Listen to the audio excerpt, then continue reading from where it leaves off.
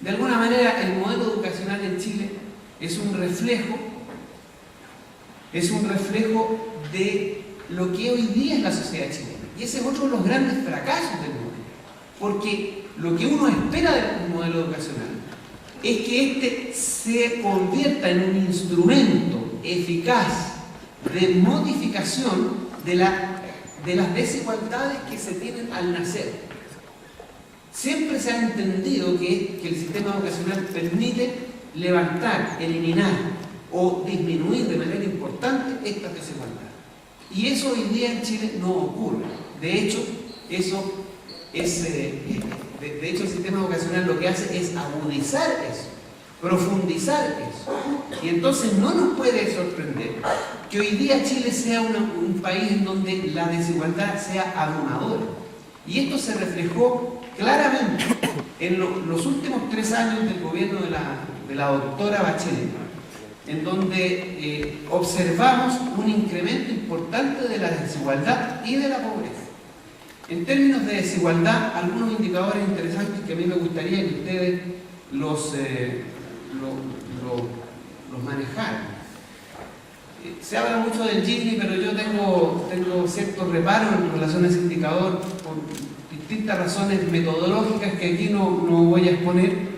Así que me gustaría darle otro indicador que es ilustrativo.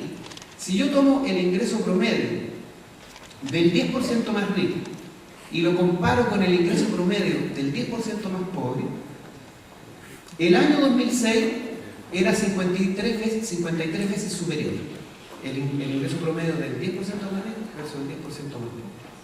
Eso subió a 79 veces el año 2009. Implicó un aumento de la desigualdad, por decirlo, en los extremos, se duplicó por 50% más la desigualdad. Ahora, ¿cuál es el problema de ese promedio? Que las grandes desigualdades en Chile se producen en el 10% más. Porque cualquier persona que hoy día tenga 400.000 pesos mensuales como ingreso disponible está dentro del 10% más. En consecuencia, dentro de esto que se llama 10% más rico, hay mucha gente que podríamos clasificar de clase media relativamente cómoda. Por lo tanto, no podríamos calificar como ricos. Entonces, ¿qué hice yo? Tomé el ingreso más alto del 10% más rico, que según la encuesta Casel es de 47 millones de pesos mensuales. ¿No les gusta? ¿Alguien quiere eso? Pero yo les voy a decir una cosa. Esa gente es pobre en relación a otra, de la cual yo le voy a hablar un poco más adelante. Pero no importa, sigamos el análisis. Si yo tomo el ingreso más alto del 10% más rico y lo comparo con el ingreso más alto del 10% más pobre, la diferencia es de 2.200 pesos. 2.200 pesos. O sea, pasamos de 79 veces en términos de ingreso promedio a 2.200 veces. Esto es para que ustedes vean la deformación que producen los indicadores promedio cuando se utilizan sin una cierta reflexión crítica o sin una cierta problematización. Entonces, si yo tomo esos ingresos extremos, la desigualdad creció entre el 2006 y el 2009 en 124 veces. Mucho más que lo que creció entre ingresos promedio. Ahora, ustedes se sorprenden de esa cifra de 47 millones, pero yo les voy a decir que hay personas en Chile, ustedes deben haber sabido, circuló por internet, por las redes sociales, que la revista Forbes había entregado un informe sobre cuánto había crecido la riqueza de 4 eminentes figuras de la farándula chilena.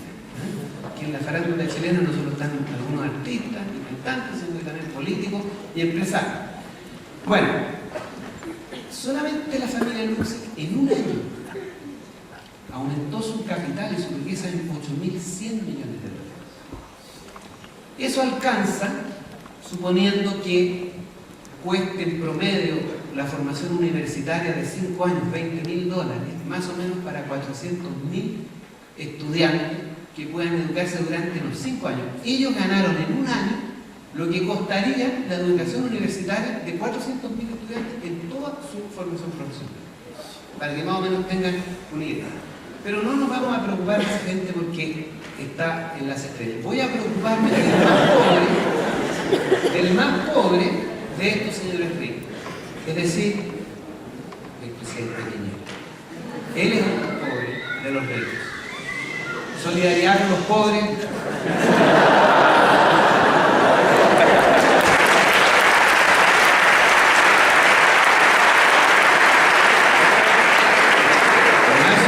Que ha sacrificado enormes ganancias para servir a su pueblo, por lo tanto merece más de un aplauso que el que acaban de darle a ustedes.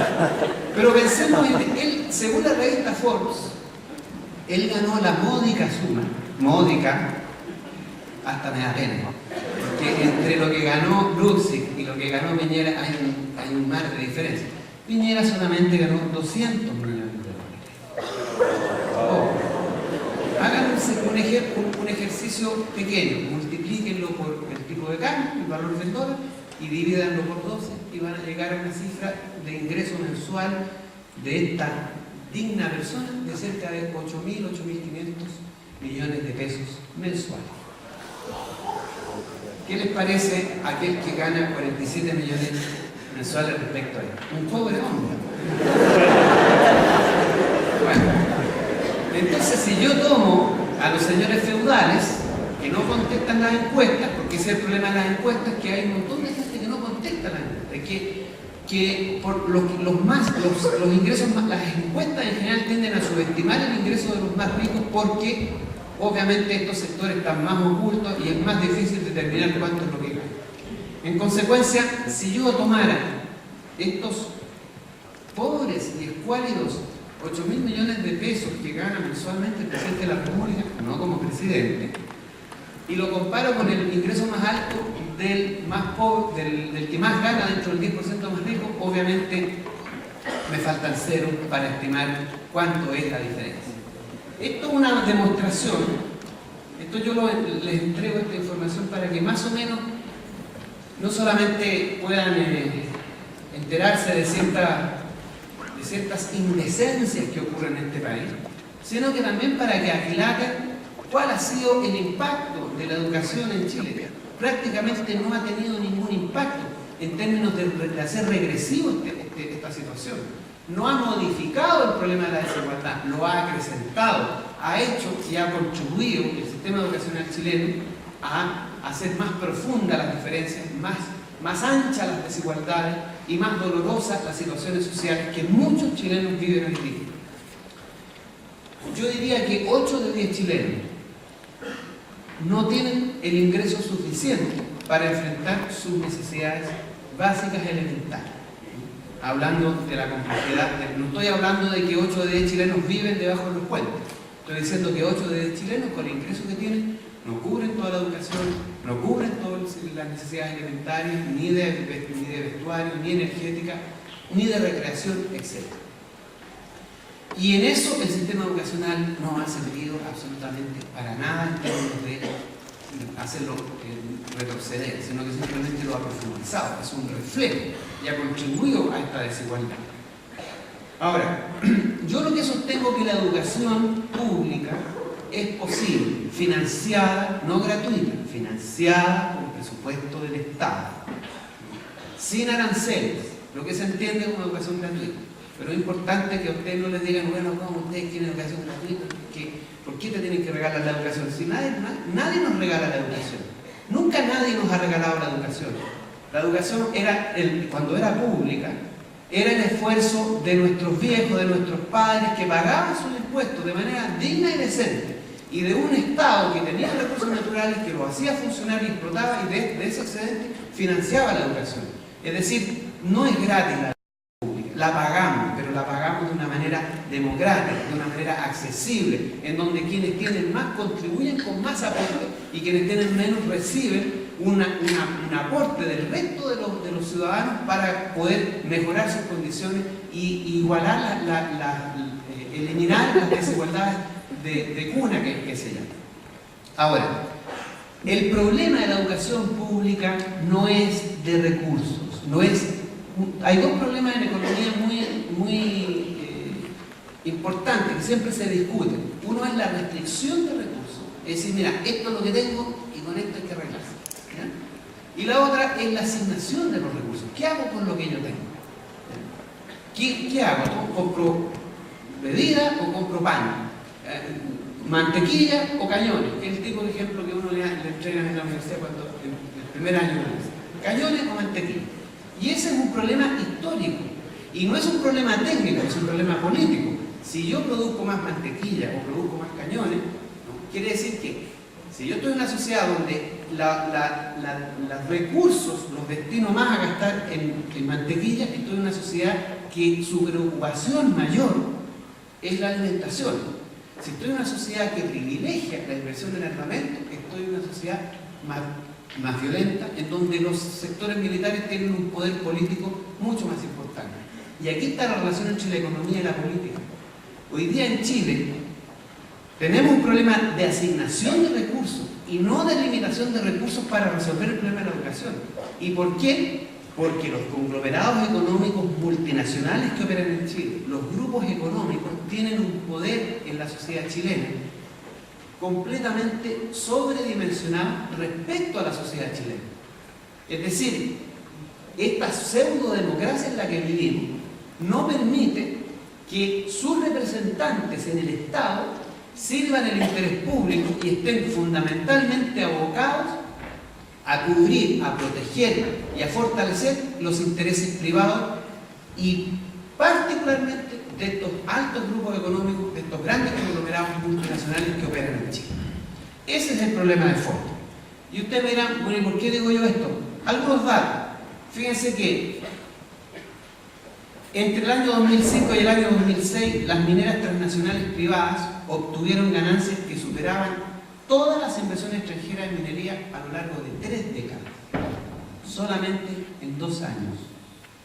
Se llevaron como utilidades lo que habían invertido en 30 años.